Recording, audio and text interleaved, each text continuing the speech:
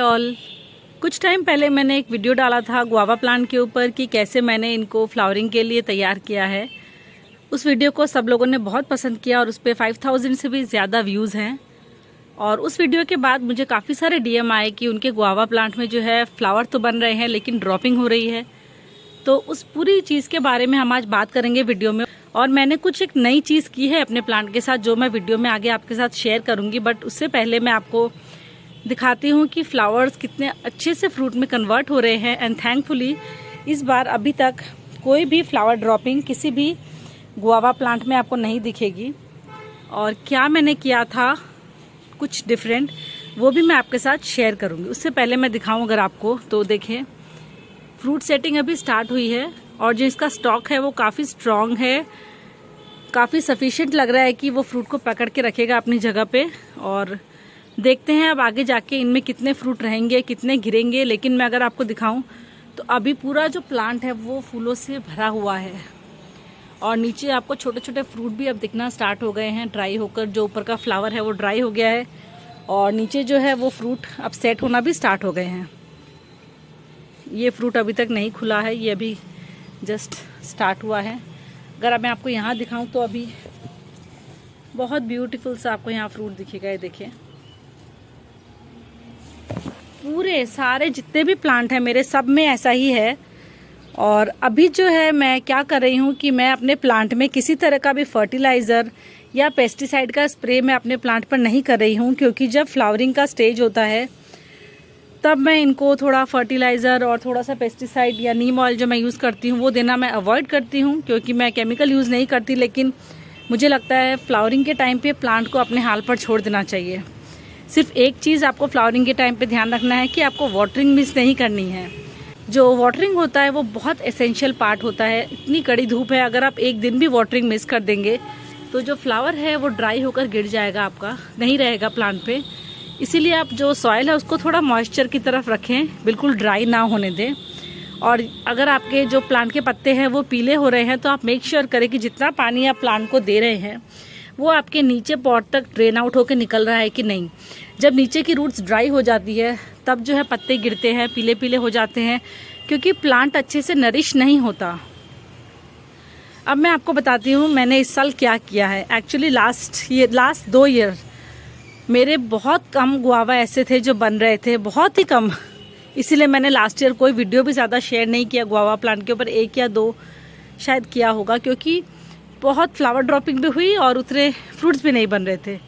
हालांकि मैं रिपोर्टिंग हर साल ही करती हूँ और मेजर कॉज जो यही होता है कि आपके रूट्स जो है बहुत बढ़ जाते हैं, प्लांट रूट बाउंड हो जाता है और हम रिपोर्टिंग नहीं करते हैं। उस वजह से प्लांट को सफिशिएंट न्यूट्रिशन नहीं मिलता है। ज़मीन में प्लांट बहुत फैलता है तो वहाँ उन सब चीज़ों की हमें टेंशन नहीं होती है। लेकिन जब प्लांट पॉट में होता है, स्पेशली ऐसे छोटे पॉट पे जो 16 इंच का पॉट है, इसमें बहुत लिमिटेड स्पेस है। अगर आप ट्रंक के पास देखेंगे तो बस इतनी सी स्पेस है।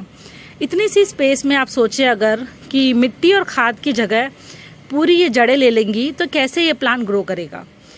मैं जब रिपोर्टिंग करती थी हर साल तो मैं इतनी वॉल्स के पास से सिर्फ 1 या 2 इंच की रूट्स को प्रून करके फिर इसको ऑफिस में लगा देती। इस बार मैंने सोचा कि मैं थोड़ी ज़्यादा रूट प्रूनिंग करूँगी और शायद वही है जो मेरे प्लांट में वर्कआउट किया है। जब मैंने अपने प्लांट को पॉट से निकाला तब मैंने देखा उसमें ना तो मिट्टी थी और ना खाद थी, सिर्फ उसमें थे जड़ ही जड़। जब इतनी जड़ें होंगी तो कहाँ से नई जड़ें बनेंगी, वाइट रूट्स तो बनेंगे ही नहीं। और जितनी है उसको भी न्यूट्रिशन नहीं मिलेगा सही तरीके से। और जब रूट्स को सही तरीके से पोषण नहीं मिलेगा तो वेरी ऑब्वियस है कि वो प्लांट को भी नरिश नहीं कर पाएगा। तो मैंने हिम्मत करके इस बार अपने प्लांट पर इतनी रूट प्रूनिंग की।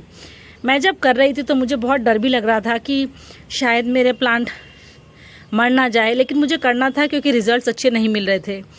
तो मैंने आधा अगर आप मानेंगे तो मैंने बस ट्रंक के पास इतना सा रूट बॉल छोड़ा और मैंने पूरा जो है उसको निकाल दिया। ऐसा करने के बाद मैंने इसको अच्छे से गोबर की खाद सड़ी हुई देकर इसको रिपोर्ट कर दिया। रिपोर्ट करने के बाद मेरा जो ये वाला प्लांट है और ये वाला प्लांट है, ये दोनों प्लांट मेरे शौक में चले गए और मुझे ऐसे लग रहा था शायद कोई कैजुअलिटी होगी, क्योंकि ये दोनों प्लांट बिल्कुल ड्राई हो गए थे। लेकिन थैंकफुली वो सारे पत्ते झड़ गए। उसके बाद देखिए कितने अच्छे मोर ग्रीनर लीव्स आई है। और ये कारण है जो नई वाइट रूट्स बनती है रूट प्रूनिंग के बाद, उसका रिजल्ट है ये। जब वाइट रूट्स क्रिएट होती है आपके प्लांट में तो प्लांट और ज़्यादा अच्छा दिखता है, प्लांट को अच्छे से खाना पानी मिलता है। तो शायद उसी वजह से ये प्लांट इतना अच्छा ग्लो कर रहा है। अदरवाइज़ हमेशा ये प्लांट मेरे थोड़े से ऐसे डल डल से दिखते हैं, बहुत अच्छी फ्रूटिंग नहीं होती। लेकिन इस बार की जो फ्रूटिंग है वो बहुत अच्छी है, आउट ऑफ एक्सपेक्टेशन है। अगर आप नए गार्डनर हैं और आपको नहीं पता है रूट प्रूनिंग कैसे की जाती है, तो आप एक दो बार कम रूट प्रूनिंग करें, तो आप थोड़ी सी रूट प्रूनिंग करें और धीरे धीरे एक दो बार जब आप करेंगे तो आपको समझ आएगा रूट प्रूनिंग कैसे करनी है। उसके बाद आप थोड़ी सी ज़्यादा आप रूट प्रूनिंग कर पाएंगे। अगर आपके पास पॉट साइज चेंज करने का ऑप्शन है और बड़े पॉट में डालने का ऑप्शन है, तब तो आपको रूट प्रूनिंग करने की ज़रूरत नहीं है। लेकिन मेरे पास ऑप्शन नहीं है बड़े पॉट का और मुझे फिर से इसी में रिपॉट करना होता है, इसीलिए मुझे ज़्यादा इनकी रूट प्रूनिंग करनी पड़ती है। तो मुझे नहीं पता इसमें मुझे कितने फ्रूट मिलेंगे, कितने गिरेंगे, बट अभी तक का जो रिज़ल्ट है वो बहुत ही अमेजिंग है। और इस स्टेज में भी आज तक मेरा प्लांट कभी इतने हैवी फ्रूटिंग में नहीं गया है। अगर मैं आपको दिखाऊं तो जितने भी नए कल्ले आए हैं सब में बहुत हैवी फ्रूटिंग हो रही है। एक मैंने बता दिया कि वाटरिंग का आपको ध्यान रखना है, वाटरिंग बिल्कुल मिस नहीं करनी है। और अगर आपका पॉट जो है बहुत कड़ी धूप में है तो थोड़ा उसको सेमी शेड देने की कोशिश करें, क्योंकि अभी फ्लावरिंग के टाइम पे अगर बहुत तेज़ धूप पड़ती है तो कभी कभी फ्लावर सूख के गिर जाते हैं। मेरी जो लोकेशन है यहाँ पर दिन की सुबह की बहुत तेज़ धूप आती है, बट आफ्टरनून की जो हार्श वाली सनलाइट है वो इनको नहीं मिलती है। और मैं ध्यान रखती हूँ कि अगर तेज़ धूप है थोड़ा इन पर बिस्टिंग कर दूँ एक स्प्रे बॉटल से।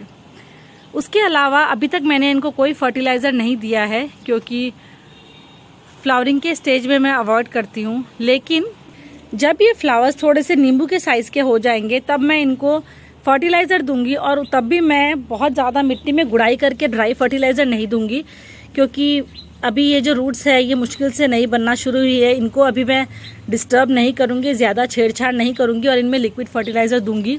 वर्मी कॉम्पोस्ट या गोबर की खाद का लिक्विड बना के डालूंगी। ऑर्गेनिक फर्टिलाइज़र में आपको टेंशन नहीं है, आप चाहे 10 दिन में दें चाहे 15 दिन में दें, कोई इशू नहीं है। बस एक चीज़ और मैं बताऊंगी, वाइट फ्लाइज बहुत आती है मेरे नींबू के पेड़ पे और मुझे इस तरह से जो है उनको मैनुअली रिमूव करना पड़ता है, क्योंकि अभी मैं स्प्रे यूज़ नहीं कर रही हूँ। और थोड़ी थोड़ी वाइट फ्लाइज देखिए कभी कभी आती है तो मैं उनको मैनुअली रिमूव कर देती हूँ, किसी किसी पत्ते में है। और जब फ्रूट थोड़े से बड़े हो जाएंगे तब मैं इनके ऊपर नीम ऑयल का स्प्रे करूँगी। अगर आपके प्लांट में फ्लावर ड्रॉपिंग, फ्रूट ड्रॉपिंग हो रही है तो बस आप यही नोटिस करें कि क्या आपका प्लांट बहुत तेज़ धूप में है, कहीं सॉइल ड्राई तो नहीं पड़ रही है आपकी। और अगर आपके प्लांट में पेस्ट हो रहा है तो आप उसको थोड़ा पानी से धोकर मैनुअली रिमूव करने की कोशिश करें।